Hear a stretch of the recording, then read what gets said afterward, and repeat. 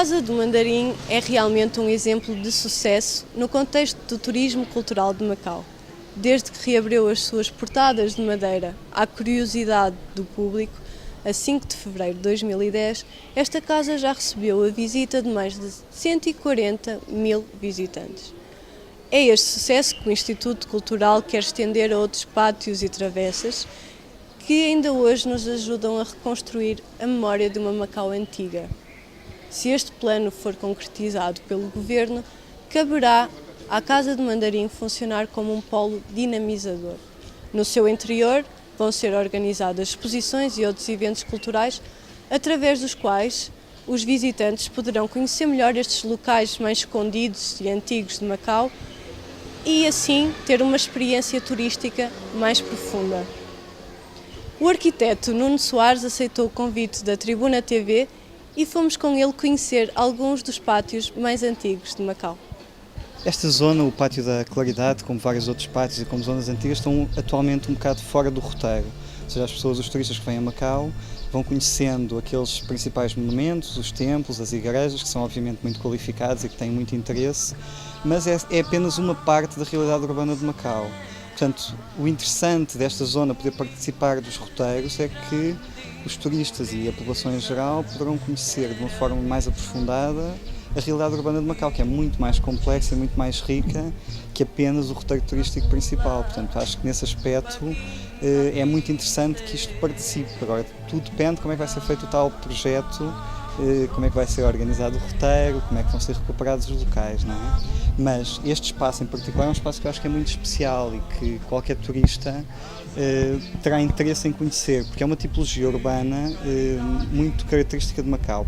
Por um lado é um pátio, neste caso o Pátio da Claridade, em que várias casas dão para uma zona central. É uma tipologia que, tanto na Europa, sobretudo na zona do Mediterrâneo, como na China, é uma tipologia que está muito associada à arquitetura, portanto, neste caso à casa-pátio, mas em Macau é também uma tipologia urbana. Portanto, temos várias ruas, que neste caso são chamados pátios. E este é um dos últimos que mantém esta extensão e que mantém a sua integridade, porque a maior parte tem sido demolidos, têm sido substituídos por edifícios de habitação de vários andares. Portanto, neste caso, uma das coisas mais interessantes é a tipologia da arquitetura. É uma tipologia híbrida. Por um lado é shop house, portanto, que é uma tipologia muito frequente no Sudeste Asiático, que tem loja no resto do chão e habitação no primeiro piso, e simultaneamente é também casa-pátio. Portanto, na zona posterior, conseguimos ver, onde nós estamos neste caso, tem um acesso para o pátio, que é uma zona de serventia da casa. Portanto, com esta tipologia nós não temos mais conjuntos urbanos com esta extensão em Macau. Portanto, é mesmo urgente preservar e, ao fim e ao cabo, materializa também um pouco o modo de vida de Macau que paulatinamente se foi perdendo. É bastante denso, tem muitas famílias que vivem nesta zona, nós conseguimos notar aqui, portanto, é um espaço que serve à comunidade, que serve como extensão das próprias casas, onde as crianças fazem os seus deveres, tem uma zona de recreio, onde os idosos sociabilizam. Portanto, acho que tanto do ponto de vista da tipologia arquitetónica, do ponto de vista do interesse da preservação do património e mesmo do ponto de vista da vida própria que o espaço tem, devemos tentar ao máximo preservá-lo. Este é um dos pátios que está em risco de ser demolido. Perde-se um bocadinho da identidade da Macau antiga, caso este pátio desapareça? A cidade tem que evoluir, portanto temos sempre que acomodar a mudança.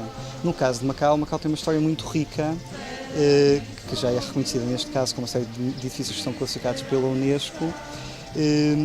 Portanto, acho que no caso de Macau temos que conciliar a evolução com a preservação. Portanto, temos que eleger, portanto, a nossa proposta é que seja feito um levantamento exaustivo do património que temos e que depois façamos uma eleição daquele património que poderá servir para as gerações futuras. Por um lado, para passar para passar a história de Macau, para haver uma continuidade histórica, que nós consigamos perceber como é que o território foi evoluindo, e para garantir a diversidade, para não ser uma cidade feita há um tempo, como muitas cidades modernas, mas para ser uma cidade que mantenha pedaços da sua história, que introduzem complexidade e mais-valias. várias, tanto do ponto de vista do turismo, como do ponto de vista da identidade cultural da própria população e da sua relação com a cidade. Estamos no pátio das 6 casas, este é um bocadinho mais difícil de encontrar pelos turistas. Este pátio está numa zona que não tem, é uma rua que é a Travessa de Mata Tigre, que não tem acesso ao automóvel e está numa zona mais intrincada, urbanamente mais intrincada, mas está também perto do pátio da Claridade e está perto da Casa do Mandarim, portanto é uma zona que não está no circuito turístico, mas acaba por ter bastante circulação da população residente, portanto é uma zona de passagem entre a Cota Alta e a Cota Baixa, entre a zona da Rua Central e a zona da Praia do Manduco. Portanto, acaba por ter bastante circulação da população local. Já o da Claridade é mais fácil, porque ali naquele circuito.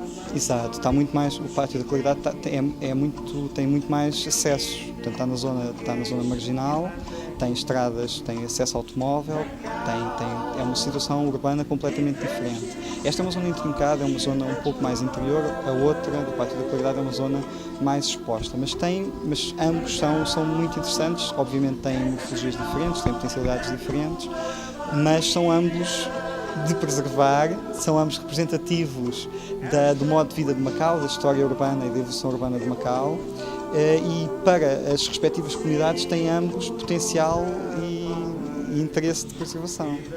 Dizia há bocado que o nome do Pátio das 6 Casas não é nada poético. É muito pragmático, são efetivamente 6 casas. Portanto, neste caso é uma tipologia diferente, não são shop houses, são habitações são 6 casas que dão para um pátio central, que é o chamado Pátio das 6 Casas, e cada casa é simultaneamente também uma casa-pátio, ou seja, na parte de trás tem também um pátio. Então são casas que têm muito boa ventilação cruzada, é uma tipologia urbana onde vivia grande parte da população chinesa em Macau durante todo o século XIX. Portanto, toda a zona do bazar chinês era construída com shop houses e com este tipo de habitação. E paulatinamente têm vindo a ser destruídas, portanto, conjuntos novamente de pátios que estejam mantidos na sua interioridade não temos muitos, são poucos. E também por isso este é um elemento, é um conjunto, em nossa opinião, a preservar. Mesmo se fosse preservada a sua finalidade habitacional, mesmo assim os turistas poderiam ter uma experiência interessante se viessem. Quer dizer, acho que Macau tem mais de 20 milhões de turistas por ano, portanto há turistas interessados em diferentes aspectos. Normalmente uma das abordagens que se tem em Macau é as zonas para turistas, são zonas que têm lembranças, que estão muito vocacionadas com o comércio para turistas. E essas zonas nós já temos algumas, obviamente podemos continuar a ampliá-las, mas muitas vezes o que turistas, quando nós vamos também a outras cidades, queremos ver é a autenticidade, é o modo de vida desses sítios. Portanto, neste caso, se fosse preservada a finalidade habitacional, portanto, se continuasse a ter pessoas a viver, se as casas fossem recuperadas, os turistas poderiam ver um pedaço, também ele vivo, da cidade. Não têm que ir só aos sítios onde há lojas de lembranças e vocacionadas para turistas. Portanto, se nós conseguíssemos, em Macau, além do circuito turístico tradicional, que tem os tais templos e as igrejas e alguns monumentos interessantes, além disso, nós conseguíssemos pontuar a cidade com pequenos polos em que edifícios de grande qualidade e conjuntos urbanos de grande qualidade são preservados, alguns com a sua vocação original, que será a habitação, outros com vocação comercial e habitacional, como as shop houses que nós vimos na zona do Pátio da Claridade, daríamos uma oferta não só aos turistas, mas também à população local muito mais diversificada e, em minha opinião, muito mais sustentável, porque não é monofuncional, não é uma cidade toda voltada só para os turistas, é uma cidade voltada para si e também para os turistas. Estes pátios efetivamente guardam memórias? Todos estes sítios, quer dizer, acho que não acredito que as paredes em si guardem memórias, não é? Portanto, a cultura da cidade e a memória da cidade é uma memória que existe em cada uma das pessoas que viveu nessa cidade e que frequenta essa cidade. Portanto, eles são pontos de ligação e fazem-nos pensar como era há algum tempo, fazem-nos pensar quem é que os construiu, quem é que cá viveu. Desaparecendo, nós não temos esta ligação que pode despoltar esse processo de pensarmos como eventualmente foi. E não numa perspectiva nostálgica, mas numa perspectiva de futuro, ou seja, todas estas coisas, se nós tivermos uma cidade feita a um tempo, ela vai nos interpelar muito menos. Se nós tivermos uma cidade que é feita em vários momentos e que vai guardando pedaços desses vários momentos, nós conseguimos ser interpelados por diferentes estímulos que vão interessar a pessoas diferentes. E não tanto uma visão muito monofuncional e a um tempo só da cidade. A Casa do Mandarim é um exemplo de sucesso deste turismo mais virado. A Casa do Mandarim é um edifício brilhante, é uma tipologia também de casa-pátio chinesa, neste caso senhorial, urbana de grande dimensão. Acho que teve fechada durante muitos anos e que é um espaço belíssimo, que claramente merece ser preservado, tem potencial do ponto de vista da sua qualidade arquitetónica e da sua história para ser um polo de atração. Então, acho que claramente é um caso de sucesso e novamente, se não tivesse sido preservado, não teríamos nenhum exemplo daquela tipologia. Portanto, obviamente, aquela é uma tipologia mais monumental, mais rica, mas a cidade não é feita só de edifícios, de monumentos, de templos, de igrejas e de arquitetura mais rica, é também feita de arquitetura vernacular, mais humilde, mas que também é muito representativa dessas populações, ou seja, aquela casa é casa de um nobre, por assim dizer, do Mandarim. Estas são casas da população residente.